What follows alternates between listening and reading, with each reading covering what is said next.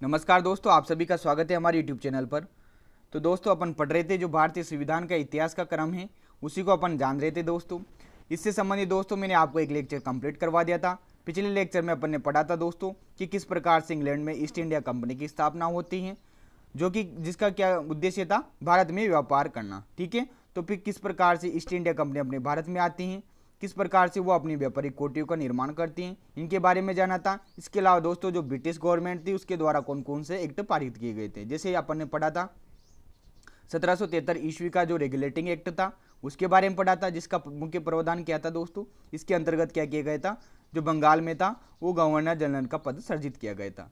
ठीक है, ये पढ़ा था। इसके बाद अपन ने पढ़ा था पिट्स इंडिया एक्ट के बारे में 1784 ईस्वी के, तो जिसके तहत क्या किया गया था, जो अपने पास ईस्ट इंडिया कंपनी थी उसके व्यापारिक एवं राजनीतिक कार्यों को अलग अलग कर दिया था। ठीक है, और राजनीतिक कार्यों पर नियंत्रण रखने के लिए क्या किया गया था, इंग्लैंड में ही 6 सदस्यों वाला नियंत्रण बोर्ड यानी कि बोर्ड ऑफ कंट्रोल की स्थापना की गई थी। ये पढ़ लिया था अपन ने।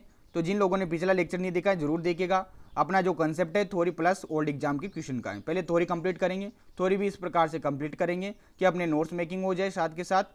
और इसके अलावा दोस्तों जो भी अपने पास विगत वर्षों की जो परीक्षाएं हुई हैं जिनमें इस टॉपिक से क्वेश्चन पूछे गए हैं उन क्वेश्चनों को अपन कंप्लीट करेंगे। ठीक है, तो आज आपके ये टॉपिक कंप्लीट हो जाएगा दोस्तों पिछले और इस लेक्चर के माध्यम से। फिर उसके बाद थर्ड जो लेक्चर लाऊंगा उसमें आपको इस टॉपिक से संबंधित दोस्तों जो क्वेश्चन आए हैं उनको बताऊंगा। ठीक है, अपन जो भी महत्वपूर्ण फैक्ट हैं उनको जान रहे हैं दोस्तों, काफ़ी डीप लेवल से पढ़ रहे हैं, कोई भी बिंदु अपन नहीं छोड़ रहे हैं। ठीक है, तो अपन ने जो लास्ट अधिनियम पढ़ा था वो पढ़ा था दोस्तों 1786 ईस्वी का अधिनियम, जिसके तहत क्या किया गया था, जो गवर्नर जनरल था दोस्तों उसको प्रधान सेनापति की शक्तियां सौंप दी गई थी। उसी के आगे अपन कंटिन्यू करेंगे आज के इस लेक्चर के माध्यम से।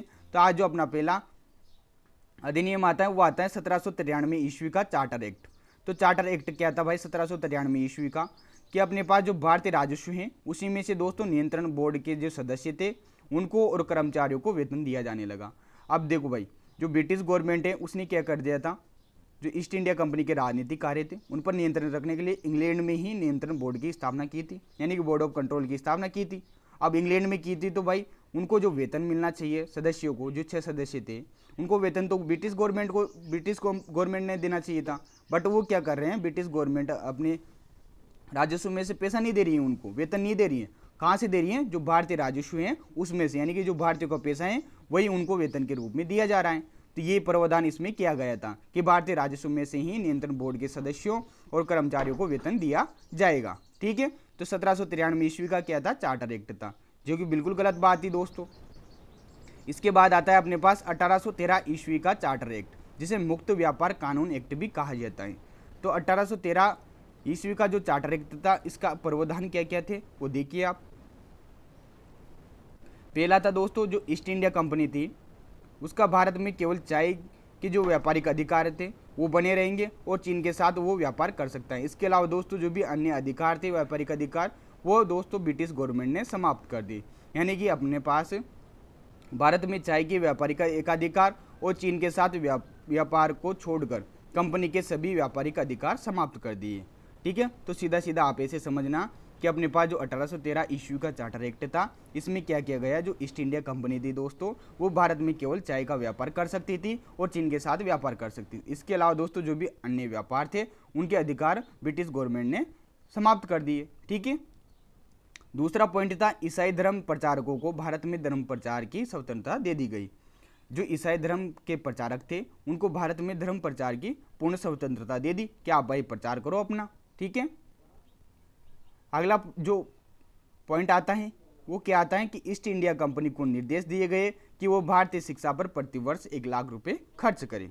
ठीक है, तो ये तीनों पॉइंट आप ध्यान रखना। अब देखो इंपॉर्टेंट नोट आता है, जो लॉर्ड मेकाले है दोस्तों इन्हीं को ही दोस्तों भारत में अंग्रेजी शिक्षा का जनक माना जाता है। तो क्वेश्चन आता है कि भारत में अंग्रेजी शिक्षा का जनक किसे माना जाता है या कहा जाता है, तो आप क्या बताओगे, लॉर्ड मेकाले को कहा जाता है। ठीक है, इंपॉर्टेंट है, क्वेश्चन आया हुआ है। अब देखो एक और पॉइंट इंपॉर्टेंट क्या आता है कि बंगाल का जो प्रथम गवर्नर था वो कौन था, लॉर्ड क्लाइव था। ठीक है, लेकिन प्रथम गवर्नर जनरल वॉरेन हेस्टिंग्स था। ठीक है, अब देखो मैंने आपको पिछले लेक्चर में बताया था कि 1773 ईस्वी का जो रेगुलेटिंग एक्ट था उसी के तहत अपने पास गवर्नर जनरल का पद सर्जित किया गया था। और जो बंगाल का जो प्रथम गवर्नर जनरल बनाया गया था वो वॉरेन हेस्टिंग्स को बनाया गया था। ठीक है, तो आप ये ध्यान रखना, क्वेश्चन आए कि बंगाल का प्रथम गवर्नर था कौन था, तो आप क्या बताओगे, लॉर्ड क्लाइव था। बंगाल का प्रथम गवर्नर जनरल कौन था, तो आप क्या बताओगे, वॉरेन हेस्टिंग्स था। ठीक है, तो कंफ्यूज नहीं होना है, ध्यान रखना है इसको।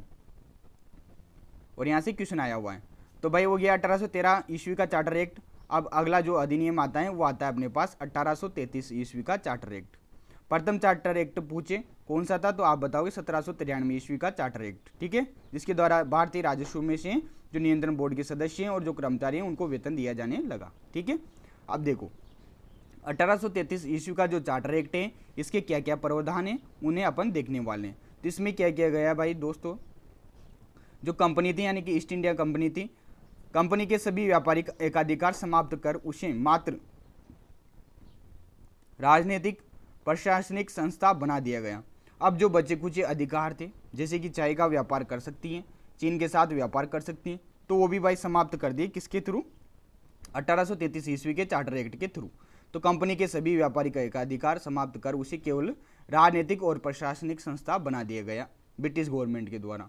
सेकंड पॉइंट आता है कि जो बंगाल के गवर्नर जनरल थे को संपूर्ण ब्रिटिश भारत का गवर्नर जनरल बना दिया गया, यानी कि 1833 ईस्वी के बाद ही। देखो 1833 से पहले क्या था, वो जो बंगाल का गवर्नर था वो बंगाल का ही था, लेकिन 1833 ईस्वी का जो चार्टर एक्ट आया उसके तहत जो बंगाल का गवर्नर जनरल था उसे संपूर्ण ब्रिटिश भारत का गवर्नर जनरल बना दिया गया। यानी कि जो ब्रिटिश प्रांत के अंतर्गत जो भी अपने पास राज्य आते थे उन सभी का गवर्नर जनरल कौन था, जो बंगाल का गवर्नर जनरल था। ठीक है, तो इंपॉर्टेंट पॉइंट है, एग्जाम की दृष्टि से ध्यान रखना।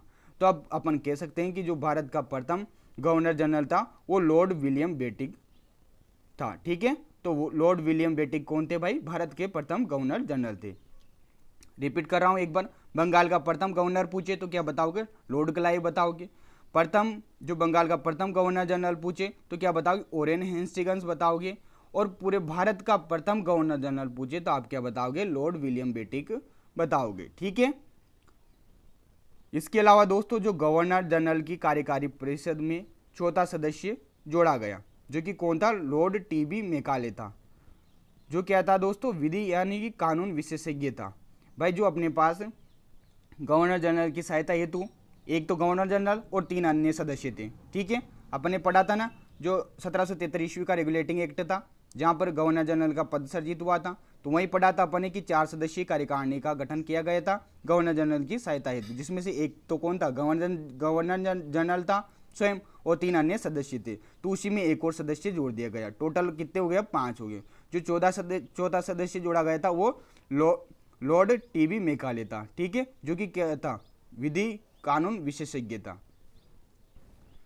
अब देखो इसी जो ब्रिटिश अधिकारी हैं लॉर्ड टीबी मैकाले, इसी से एक क्वेश्चन आ सकता है एग्जाम में कि 1834 ईस्वी में इसकी अध्यक्षता में भारत में प्रथम विधि आयोग का गठन किया गया था। तो इंपॉर्टेंट क्वेश्चन बन जाता है कि भारत में प्रथम विधि आयोग का गठन किसकी अध्यक्षता में किया गया, वो कब किया गया, तो 1834 ईस्वी में लॉर्ड टीबी मैकाले की अध्यक्षता में भारत में प्रथम विधि आयोग का गठन किया गया। ठीक है, तो भाई यहाँ पर देखो रिलेट कर सकते हो आप चीज़ों को, लॉर्ड टीबी मैकाले कौन था, विधि या कानून विशेषज्ञ था। तो यही अपने को अगर डेट पता है कि 1834 में ही बना था प्रथम विधि आयोग, तो उस समय अपन क्या बोल सकते हैं कि लॉर्ड टीबी मैकाले ही था। तो यानी कि अपन कह सकते हैं कि लॉर्ड टीबी मैकाले अपने पास प्रथम विधि आयोग का गठन हुआ था, उसके अध्यक्ष रहे थे। ठीक है, यानी कि इसी की अध्यक्षता में इसका गठन हुआ था। तो इंपॉर्टेंट है, एग्जाम की दृष्टि से ध्यान रखना। बाकी दोस्तों जब अपन क्वेश्चन करेंगे तो आपको बहुत ही इजी क्वेश्चन लगेंगे, बस इन्हें आप अच्छे से अपने रजिस्टर में नोट डाउन करते हुए चलेगा और एक बार अच्छे से देख लेना। ठीक है, अब दोस्तों अगला जो पॉइंट आता है, इसके तहत ही अपने पास 1844 ईस्वी में दास प्रथा पर प्रतिबंध लगाया गया था। किसके तहत, 1833 ईस्वी के चार्टर एक्ट के तहत। तो ये था भाई आपके 1833 ईस्वी का चार्टर एक्ट। अगला जो एक्ट आता है वो आता है अपने पास 1853 ईस्वी का चार्टर एक्ट। ठीक है, अभी तक कौन कौन से चार्टर एक्ट पढ़े, 1793 ईस्वी का पढ़ा, 1813 ईस्वी का पढ़ा और 1833 ईस्वी का पढ़ा। ये चौथा चार्टर एक्ट आता है 1853 ईस्वी का। ठीक है, जो कि क्या था, अंतिम चार्टर एक्ट था अपने पास।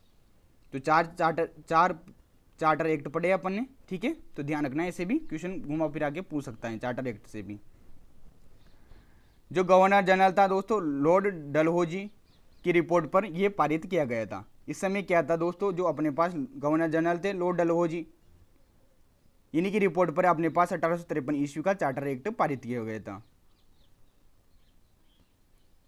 देखिए इसका प्रावधान देखिए, प्रथम बार भारत में एक विधानमंडल की स्थापना की गई। अब ये क्वेश्चन आया हुआ है कि कौन से अधिनियम के तहत भारत में प्रथम बार विधानमंडल की स्थापना की गई। तो आप क्या बताओगे, 1853 ईस्वी के चार्टर एक्ट के तहत। ठीक है, जो 1853 ईस्वी का चार्टर एक्ट था ये कब आया था, उस समय अपने भारत के गवर्नर जनरल कौन थे, लॉर्ड डलहौजी थे। इन्होंने तो हड़प की नीति अपनाई थी दोस्तों। फिर उसी के बाद 1857 की क्रांति आ जाती थी अपने पास।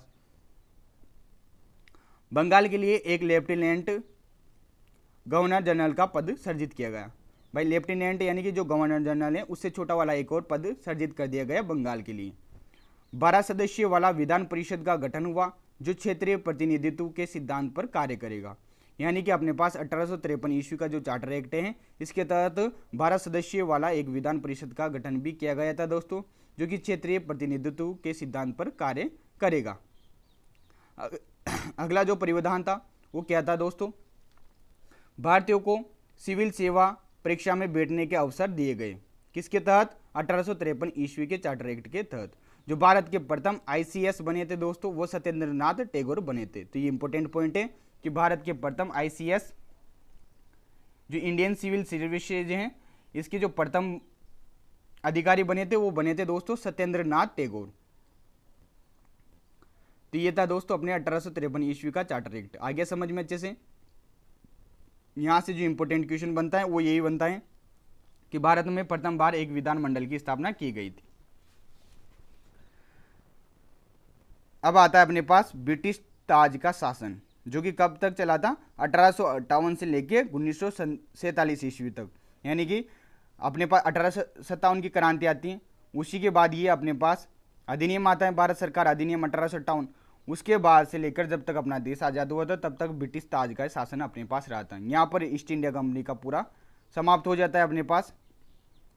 तो देखिए भाई ब्रिटिश ताज का शासन, तो क्वेश्चन आ जाए भाई ब्रिटिश ताज का शासन कब तक रहा, तो आप क्या बताओगे, 1858 से लेकर 1947 ईस्वी तक रहा। ठीक है, अब देखिए आपने पढ़ा होगा 1857 की क्रांति, उसके बाद क्या आता है, क्रांति समाप्त हो गई। ठीक है, क्रांति में अपने को विजय प्राप्त नहीं हुई थी दोस्तों, स्वतंत्रता प्राप्त नहीं हुई थी। फिर क्या आता है, जो ब्रिटिश सरकार थी उसके द्वारा भारत सरकार अधिनियम 1858 पारित किया जाता है। तो इंपॉर्टेंट है, ध्यान रखना। ठीक है, और आपको याद हो जाएगा अच्छे से।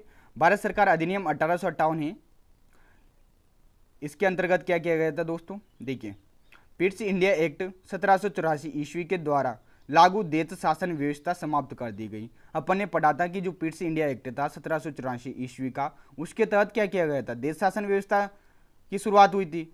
यानी कि एक तो कंपनी के द्वारा जो कि व्यापारिक था, व्यापारिक शासन किसके द्वारा चलेगा, कंपनी के द्वारा, और जो राजनीतिक कार्य था वो संसदीय जो बोर्ड बनाया गया था उसके द्वारा चलेगा। ठीक है, तो देश शासन था उस समय। तो उसी को अपन ने देखा कि यहाँ पर जो 1858 का जो भारत सरकार अधिनियम था इसके तहत इसे समाप्त कर दिया गया तथा लंदन में भारत की गृह सरकार स्थापित की गई। तो क्वेश्चन आ जाए भाई लंदन में भारत की गृह सरकार की स्थापना कब हुई, किस एक्ट के तहत हुई, तो आप क्या बताओगे, भारत सरकार अधिनियम 1858 एक्ट के तहत हुई। जिनके लिए भारत सचिव यानी कि जो मंत्री था दोस्तों उसे भारत सचिव बोला जाता है। तो भारत सचिव का पद सर्जित किया गया। तो जो भारत सचिव है इसका पद किसके थ्रू सर्जित किया गया, भारत सरकार अधिनियम 1858 के तहत सर्जित किया गया। ठीक है, भारत सचिव को दोस्तों भारत का मुगले ए आजम कहा जाता था। जो भारत के प्रथम भारत सचिव बने थे दोस्तों, यानी कि जो मंत्री बने थे वो सर चार्ल्स वुड बने थे। तो ये इंपॉर्टेंट हो जाता है एग्जाम की दृष्टि से कि भारत सचिव हैं यानी कि जो गृह सरकार स्थापित हुई थी भारत की ब्रिटेन में यानी कि लंदन में, उसके प्रथम भारत सचिव कौन बने थे, तो आप क्या बताओगे, सर चार्ल्स वुड बने थे। ठीक है, आगे समझ में। तो अभी तक क्या पढ़ा कि भारत सरकार अधिनियम 1858 के तहत पिट्स इंडिया एक्ट 1784 के तहत जो देश शासन व्यवस्था लागू की गई थी उसे समाप्त कर दिया गया। लंदन में गृह सरकार बनती है भारत की और भारत सचिव का पद सर्जित होता है। प्रथम भारत सचिव जो बने वो सर चार्ल्स वुड बने। ठीक है, भारत में गवर्नर जनरल का पद समाप्त कर, अब गवर्नर जनरल का जो पद था दोस्तों वो भी समाप्त कर क्या कर दिया गया, वाइस राय व गवर्नर जनरल का पद सर्जित कर दिया गया। वाइसराय गवर्नर जनरल, ठीक है, वाइसराय लगा दिया भाई आगे गवर्नर जनरल के। तो जो वाइसराय था, वो जो प्रथम वाइसराय बना था वो लॉर्ड कैनिंग बना था, ठीक है। इस समय जो अपने पास गवर्नर जनरल थे 1857 की क्रांति के समय, वो लॉर्ड कैनिंग थे। तो इन्हीं को अपने पास प्रथम वाइसराय गवर्नर जनरल बना दिया गया, ठीक है। आ गया समझ में? चलो भाई आगे चलते हैं। लॉर्ड डफरिन, जो लॉर्ड डफरिन था, वाइसराय के काल में भारतीय राष्ट्रीय कांग्रेस की स्थापना 1885 में हुई थी। तो देखो एक्स्ट्रा पॉइंट है, इसे नोट डाउन कर लीजिएगा आप कि अपने पास जो लॉर्ड डफरिन था जो कि एक वाइसराय था, ठीक है, किस समय में 1885 के आसपास था, ठीक है। तो इसी के समय दोस्तों भारतीय राष्ट्रीय कांग्रेस की स्थापना होती है 1885 ईस्वी में, ठीक है। चलिए आगे आगे चलते भाई। तो आ गया ना भाई भारत सरकार अधिनियम 1858 समझ में आपको अच्छे से? देखो भाई अब क्या हुआ, ब्रिटिश ताज का पूरा पूरा शासन हो गया अपने भारत में, ठीक है। अब कंपनी का कोई यहाँ पर इंटरफेयर नहीं हुआ। अब देखो अब आगे के जो अधिनियम आते हैं काफ़ी इंपॉर्टेंट हो जाते हैं, यहाँ से जनरली क्वेश्चन पूछा जाता है। अभी तक जितने भी अपन ने एक्ट पढ़े हैं उनमें जो मोस्टली जो क्वेश्चन आता है, एक तो 1773 ईस्वी का जो रेगुलेटिंग एक्ट है उससे क्वेश्चन पूछा जाता है, पिट्स इंडिया एक्ट से क्वेश्चन पूछा जाता है, अपने पास जो 1833 ईस्वी का चार्टर एक्ट था उससे भी क्वेश्चन आया हुआ है एग्जाम में, और जो 1853 ईस्वी का जो लास्ट यानी कि अंतिम चार्टर एक्ट था उससे भी क्वेश्चन पूछा जाता है, ठीक है।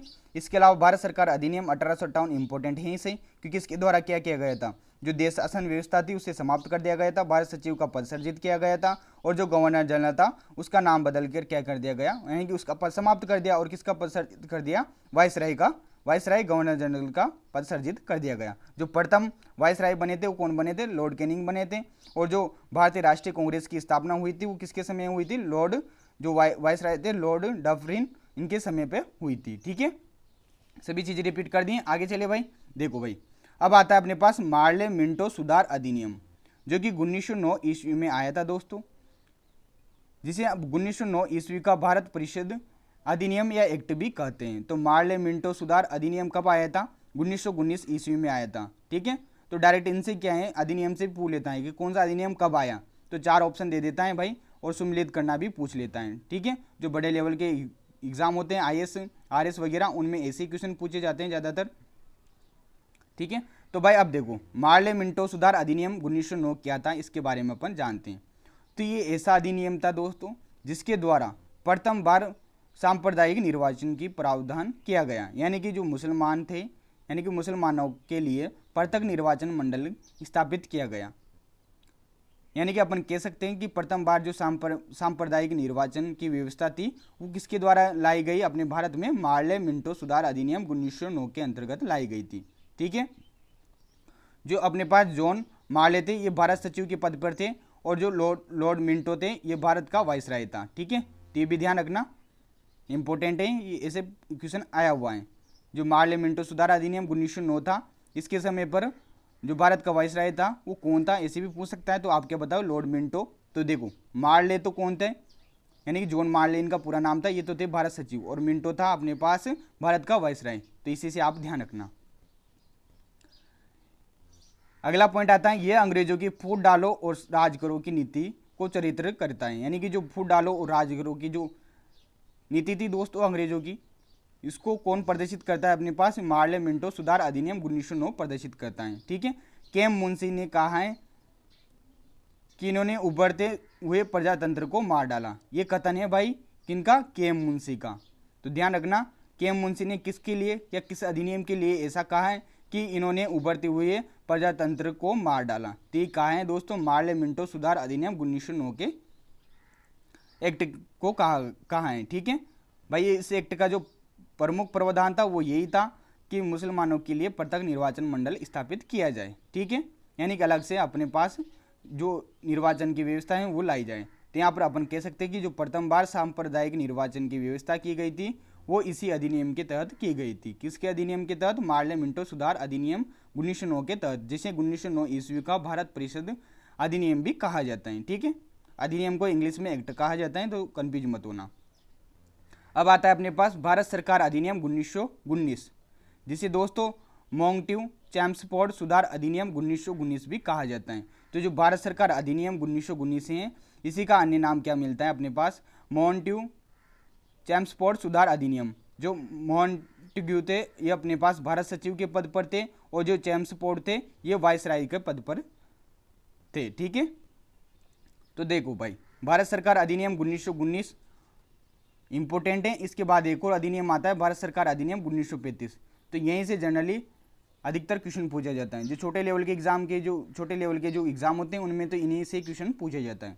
तो देखिए दोस्तों, इस अधिनियम के क्या क्या प्रावधान है भाई, वो देखो। प्रांतों में दोहरा शासन लागू किया गया। अब देखो अपन ने अभी पढ़ा कि जो अपने पास पिट्स इंडिया एक्ट था उसके तहत क्या किया गया था, देश शासन व्यवस्था लागू की गई थी। और फिर अपने पास भारत सरकार अधिनियम 1858 आया था, उसके तहत क्या किया गया था, देश शासन व्यवस्था को समाप्त कर दिया गया था। परंतु फिर वापिस ही अपने पास जो भारत सरकार अधिनियम 1919 आया, इसके द्वारा क्या किया गया, जो प्रांतों में देश शासन व्यवस्था यानी कि दोहरा शासन लागू कर दिया गया। ठीक है, तो देखो भाई प्रांतों में दोहरा शासन लागू किया गया, केंद्रीय व एवं प्रांतीय विषयों को अलग कर दिया गया। जो केंद्र के विषय थे वो अलग हो गए भाई, और जो प्रांत के विषय थे वो अलग कर दिए गए। ठीक है, भारत में सर्वप्रथम द्विसदनात्मक व्यवस्थापिका की स्थापना की गई, यानी कि जो भारत में द्विसदनात्मक व्यवस्थापिका की स्थापना की गई थी वो भारत सरकार अधिनियम 1919 के तहत ही की गई थी। तो तीनों से क्वेश्चन एग्जाम में आया हुआ है, इसलिए यहाँ पर मैंने क्वेश्चन मार्क लगाया हुआ है। ठीक है, तो पूछ ले भाई प्रांतों में दोहरा शासन किस अधिनियम के तहत लागू किया गया, तो भारत सरकार अधिनियम 1919 के तहत किया गया, जिसका अन्य नाम क्या है, मॉन्टेग्यू चेम्सफोर्ड सुधार अधिनियम 1919 है। केंद्रीय एवं प्रांतीय विषयों को किस अधिनियम के तहत अलग किया गया, तो आप क्या बताओगे, भारत सरकार अधिनियम 1919 के तहत किया गया। भारत में सर्वप्रथम द्विसदनात्मक व्यवस्थापिका की स्थापना किस एक्ट के तहत की गई, तो आप क्या बताओगे, भारत सरकार अधिनियम 1919 के तहत की गई। ठीक है, अब देखो भाई नोट, ये नोट इंपोर्टेंट है। देश शासन का जो जनक कहा जाता है वो लियोनील कार्टिस को कहा जाता है। तो इंपोर्टेंट है कि देश शासन का जो जनक कहा जाता है वो किसे कहा जाता है, लियोनील कार्टिस को कहा जाता है। अब देखो भाई अब ये अधिनियम आ गया, अब भारत के जो भी व्यक्तित्व थे उनका क्या विवरा उसे आप देखिए। 1919 के अधिनियम को लोकमान्य यानी कि जो बाल गंगाधर तिलक है ने असंतोषप्रद और निराशाजनक एक बिना सूरज का सवेरा बताया है। ठीक है, तो जो भाई अपने पास तिलक जी हैं इन्होंने 1919 के जो भारत सरकार अधिनियम है इसको क्या कहा है, असंतोषप्रद और निराशाजनक एक बिना सूरज का सवेरा कहा है। ठीक है, यहाँ से क्वेश्चन पूछ लिया जाता है, ध्यान रखना। सुभाष चंद्र बोस जी ने क्या कहा है भाई, इन्होंने कहा है कि क्या कहा है, सुभाष चंद्र बोस ने इसे भारतीयों के लिए बेड़ियों का नया जाल कहा है। तो बेड़ियों का नया जाल किसने कहा है भाई, सुभाष चंद्र बोस ने कहा है। किसको कहा है, भारत सरकार अधिनियम 1919 को कहा है। आ गया समझ में, चलो भाई आगे चलो। श्रीनिवासन ने इसे नौकरशाही प्रशासन की पद्धति का प्रथम उल्लंघन कहा है।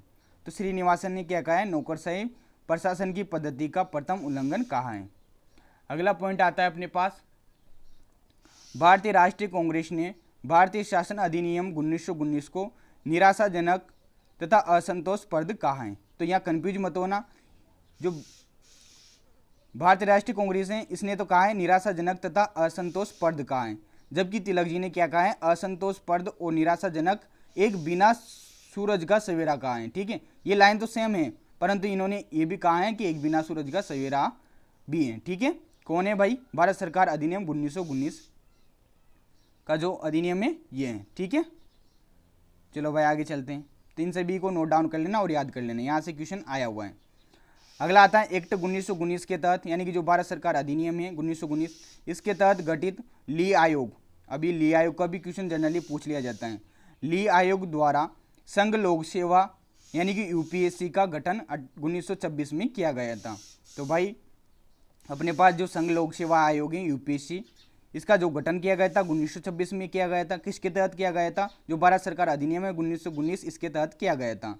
ठीक है, और जो ली आयोग बनाया गया था इसी की सिफारिश पर यहाँ पर यूपीएससी की स्थापना की गई थी। ठीक है, अगला पॉइंट आता है प्रत्यक्ष निर्वाचन प्रणाली लागू की गई। तो प्रत्यक्ष निर्वाचन प्रणाली लागू की गई थी, ये भारत सरकार अधिनियम 1935 के एक्ट के तहत ही की गई थी। जो एक वर्त समिति है दोस्तों, तो एक वर्त समिति की सिफारिश पर रेल बजट को सामान्य बजट से अलग कर दिया गया। तो देखिए उस समय पे क्या था दोस्तों, जो रेल बजट था उसे सामान्य बजट से अलग कर दिया गया एक वर्ष समिति की सिफारिश पर। ठीक है, वर्तमान में दोस्तों रेल बजट अपने जो सामान्य बजट आता है उसी के साथ पेश किया जाता है, तो ये बात भी आप ध्यान रखना।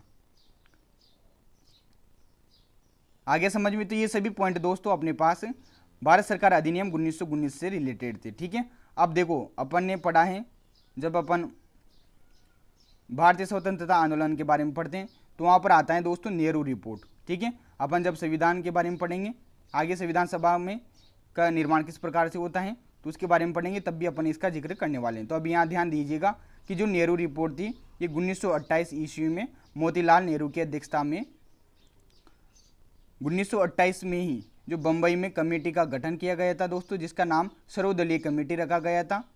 ठीक है, जिसमें कुल 11 सदस्य थे, तो ये नेहरू रिपोर्ट के नाम से जानी जाती हैं। तो नेहरू रिपोर्ट का संबंध किससे है भाई, 1928 ईस्वी में मोतीलाल नेहरू की अध्यक्षता से है। ठीक है, इन्होंने मोतीलाल नेहरू ने ही इनकी अध्यक्षता में ही जो 1928 में बम्बई में कमेटी का गठन किया गया दोस्तों, जिस कमेटी को क्या कहा गया, सर्वदलीय कमेटी कहा गया। इसे ही इसके द्वारा ही जो नेहरू रिपोर्ट थी ये पेश की गई थी। ठीक है, तो नेहरू रिपोर्ट किसने पेश की, मोतीलाल नेहरू की अध्यक्षता में अपने पास जो सर्वदलीय कमेटी है इसी ने पेश की थी। ठीक है, जो रिपोर्ट पेश की थी उसी ही नेहरू रिपोर्ट कहा गया है। क्यों कहा गया है भाई, इसकी अध्यक्षता जो की थी वो मोतीलाल नेहरू ने की थी। ठीक है, देखो भाई जो नेहरू रिपोर्ट है इसे श्यामा प्रसाद मुखर्जी ने इसे प्रथम भारतीय संविधान का स्वरूप या ब्लूप्रिंट कहा है।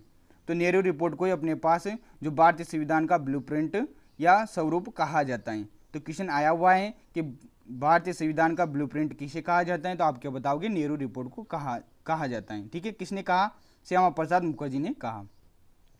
तो थोड़ा अलग पॉइंट था, इसे मैंने ऐड कर दिया है, थोड़ा ध्यान रखना, आगे भी इसके बारे में अच्छे से विस्तार से अध्ययन करेंगे। ठीक है, अब देखो भाई अगला एक्ट आता है अपने पास भारत सरकार अधिनियम 1935। ठीक है, ये इंपॉर्टेंट है, इसमें काफ़ी सारे प्रावधान किए गए थे, तो सभी आपको याद होना आवश्यक है। ब्रिटिश सरकार के 1933 के श्वेत पत्र पर आधारित था। ये 1933 में क्या था, श्वेत पत्र आया था दोस्तों, उसी पर आधारित था। इसे भारत सरकार अधिनियम 1935 को 2 अगस्त 1935 में पारित किया गया था। ठीक है, तो ये ध्यान रखना, 2 अगस्त 1935 को ही भारत सरकार अधिनियम 1935 ब्रिटिश गवर्नमेंट द्वारा पारित किया गया था। देखिए दोस्तों, भारत सरकार अधिनियम 1935 के जो प्रावधान है उन्हें देखिए। इसके द्वारा सर्वप्रथम भारत में संघात्मक सरकार की स्थापना की गई। तो भाई इंपॉर्टेंट पॉइंट है कि भारत में संघात्मक सरकार की स्थापना किसके तहत की गई, भारत सरकार अधिनियम 1935 के तहत की गई थी। जो अपने पास जो सरकार बनी है इसमें दोस्तों ब्रिटिश प्रांतों के जो सदस्य थे वो ब्रिटिश प्रांतों से निश्चित किए गए थे दोस्तों, यानी कि ब्रिटिश प्रांतों में फिक्स अपने पास जो सीटें थी वो की गई थी। जबकि जो देसी रियासतें थे दोस्तों, यानी कि जो रजवाड़े थे, इनमें राजाओं की चाव पर जो अपने पास सदस्य चुने जाते थे। ठीक है, इसके बारे में आगे अच्छे से अपन पढ़ेंगे। अखिल भारतीय संघ की स्थापना का जो सुझाव दिया गया था वो भारत सरकार अधिनियम 1935 के तहत ही दिया गया था। तो अखिल भारतीय संघ की स्थापना भी अपने पास भारत सरकार अधिनियम 1935 के तहत ही हुई थी। प्रांतों में देश शासन व्यवस्था का अंत कर दिया गया। ठीक है, प्रांतों को स्वतंत्र या स्वायत्तता तथा स्वशासन का अधिकार दिया गया, यानी कि जो प्रांत हैं उनमें से जो देश शासन था वो समाप्त कर दिया और प्रांतों को स्वतंत्र और स्वायत्तता दे दी गई और स्वशासन का अधिकार भी इन्हें दे दिया गया। तो इंपॉर्टेंट पॉइंट हो जाता है कि प्रांतों को स्वायत्तता किस अधिनियम के तहत दी गई थी, तो भारत सरकार अधिनियम 1935 के तहत दी गई थी। ठीक है, केंद्र में देश शासन स्थापित किया गया। भाई प्रांतों से तो हटा दिया इन्होंने और केंद्र में देश शासन लागू कर दिया गया, यानी कि केंद्र में तो देश शासन था, प्रांतों में समाप्त कर दिया था। संघीय न्यायालय की स्थापना की गई 1937 ईस्वी में, जो दिल्ली में स्थापित किया गया। जो संघीय न्यायालय है दोस्तों, ठीक है, इसकी स्थापना कहाँ की गई थी, कलकत्ता में की गई थी, जिसे कहाँ स्थापित कर दिया गया, 1937 ईस्वी में दिल्ली में स्थापित किया गया। ठीक है, अगला पॉइंट देखो भाई, वाइसराय को आपातकालीन शक्तियां दी गई। तो वाइसराय को आपातकालीन शक्तियां किस अधिनियम के तहत दी गई, भारत सरकार अधिनियम 1935 के तहत दी गई। केंद्रीय बैंक की स्थापना भी इसी के अंतर्गत की गई थी दोस्तों, आरबीआई की 1 अप्रैल 1935 ईस्वी में की गई थी। ठीक है, शक्ति का विभाजन कर दिया गया केंद्र और राज्यों के मध्य, यानी कि प्रांतों के मध्य। तो सातवीं अनुसूची में केंद्र और प्रांतों के बीच शक्तियों का विभाजन कर दिया गया और 3 सूचियां बनाई गई। प्रथम थी संघीय सूची, दूसरी थी प्रांत सूची, तीसरी थी समवर्ती सूची। जो संघीय सूची थी उसमें 59 विषय थे, प्रांत सूची में 54 विषय थे और समवर्ती सूची में 36 विषय थे। संघीय सूची में जो अपने पास कानून बनाने का अधिकार था वो संघ को था, प्रांतों में किसका था, प्रांतों का था, और समवर्ती में दोनों यानी कि संघीय और प्रांत जो सरकार थी उनका था। ठीक है, अब संघीय सूची में जैसे कि सेना का बात करें तो सेना संघीय सूची का अपने पास विषय हो जाता है, पुलिस प्रांत सूची का विषय, शादी तलाक वगैरह ये समवर्ती सूची का विषय है। ठीक है, तो ये था अपने पास भारत सरकार अधिनियम 1935। तो इसमें इंपॉर्टेंट जो जो पॉइंट है उनको एक बार मैं रिपीट कर देता हूँ। इसके द्वारा भारत में संघात्मक सरकार की स्थापना की गई, प्रांतों में देश शासन व्यवस्था को समाप्त कर दिया गया, जबकि केंद्र में देश शासन व्यवस्था लागू थी। ठीक है, अपने पास जो प्रांत थे उनको स्वायत्तता यानी कि स्वतंत्र कर दिया गया और स्वशासन का अधिकार दे दिया गया। संघीय न्यायालय की स्थापना 1937 ईस्वी में दिल्ली में स्थापित किया गया संघीय न्यायालय। ठीक है, सुप्रीम कोर्ट। वायसराय को आपातकालीन शक्तियां दी गई इसी अधिनियम के तहत। केंद्रीय बैंक की स्थापना इसी अधिनियम के तहत की गई थी 1 अप्रैल 1935 में। शक्तियों का विभाजन कर दिया गया केंद्रों और प्रांतों के मध्य वही, और 3 सूचियों का निर्माण कर दिया, संघीय सूची, प्रांत सूची और समवर्ती सूची। ठीक है, जो संघीय सूची के विषय थे वो 59 विषय थे, प्रांत सूची के 54 विषय थे और समवर्ती सूची के 36 विषय थे। ठीक है, उदाहरण देख ले, सेना अपने पास संघीय सूची का विषय था, पुलिस अपने पास प्रांतीय सूची का विषय था, शादी तलाक वगैरह ये अपने पास समवर्ती सूची का विषय था। ठीक है, आगे समझ में भाई पूरा। चलो आपके ये कंप्लीट हो जाता है। अब कुछ नोट हैं, इस नोट को ध्यान रखना। जो संविधान का 2/3 यानी कि 75% भाग है वो इसी अधिनियम से हैं। ठीक है, जो भारत सरकार अधिनियम है 1935 इस अधिनियम से नकल किया गया है। यानी कि जो संविधान के स्रोतों में अपन कह सकते हैं कि जो अपने पास संविधान में जो प्रावधान किए गए हैं उनमें से लगभग 75% जो नकल हैं वो भारत सरकार अधिनियम 1935 से हैं। ठीक है, इस अधिनियम में दोस्तों जो भारत सरकार अधिनियम था इसमें 321 तो अनुच्छेद थे, 10 अनुसूचियाँ थी और 14 परिशिष्ट जिसे भाग कहते हैं दोस्तों, 14 भाग थे। ठीक है, ये बहुत लंबा और जटिल बड़ा अधिनियम था। ठीक है, तो भारत सरकार अधिनियम भाई साहब बहुत ही बड़ा था। इसमें क्या था, 321 तो अनुच्छेद थे और 10 अनुसूचियाँ थी और 14 भाग थे। ठीक है, देखो पंडित जवाहरलाल नेहरू ने क्या कहा है, इसे दास्ता का घोषणा पत्र कहा है दोस्तों, किसे कहा है, भारत सरकार अधिनियम 1935 को कहा है। और जो क्लीमेंट एटली थे दोस्तों जिनकी सरकार गिर गई थी, तो इन्होंने ही दोस्तों एटली ने ही इस जो भारत सरकार अधिनियम था 1935 इसको अविश्वास का प्रतीक कहा है। ठीक है, तो अविश्वास का प्रतीक तो भाई जो भारत सरकार अधिनियम है 1935 को ये कहा है एटली ने, और दास्ता का घोषणा पत्र कहा है पंडित जवाहरलाल नेहरू ने। तो आपकी ये टॉपिक कंप्लीट हो जाता है जो दोस्तों जो जिसका नाम है दोस्तों भारतीय इतिहास का जो संविधान का इतिहास का क्रम है, ये वाला टॉपिक आपके कंप्लीट हो जाता है। अब अपन बात करेंगे कि भारतीय संविधान का निर्माण किस प्रकार से होता है, संविधान सभा का किस प्रकार से गठन होता है, अन्य जो भी महत्वपूर्ण बिंदु हैं उन्हें अपन देखने वाले हैं। तो ये टॉपिक कंप्लीट हो गया है। इस टॉपिक से संबंधित दोस्तों जो भी क्वेश्चन आए हैं उनको मैं अगले वीडियो के माध्यम से आपको कंप्लीट करवा दूंगा। तो आशा करता हूँ आपको वीडियो अच्छा लगा होगा दोस्तों। कुछ चीज़ें समझ में नहीं आया हो तो उसके लिए आप मुझे माफ़ करना।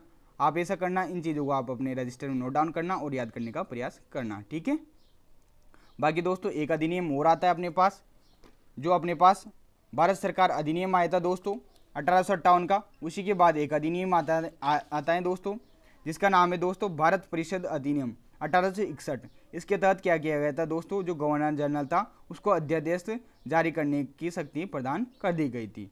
जो वायसराय गवर्नर जनरल था उसको क्या किया गया था, 1861 ईस्वी के जो भारत परिषद अधिनियम था उसके तहत अध्यादेश जारी करने की शक्ति प्रदान कर दी गई थी। ठीक है, यह इसमें पूछा हुआ है क्वेश्चन है, इसलिए मैंने आपको बता दिया है। ठीक है, बाकी जो भी मेन अपने पास एक्ट थे, अधिनियम थे, उनके बारे में मैंने आपको संपूर्ण जानकारी दे दी है।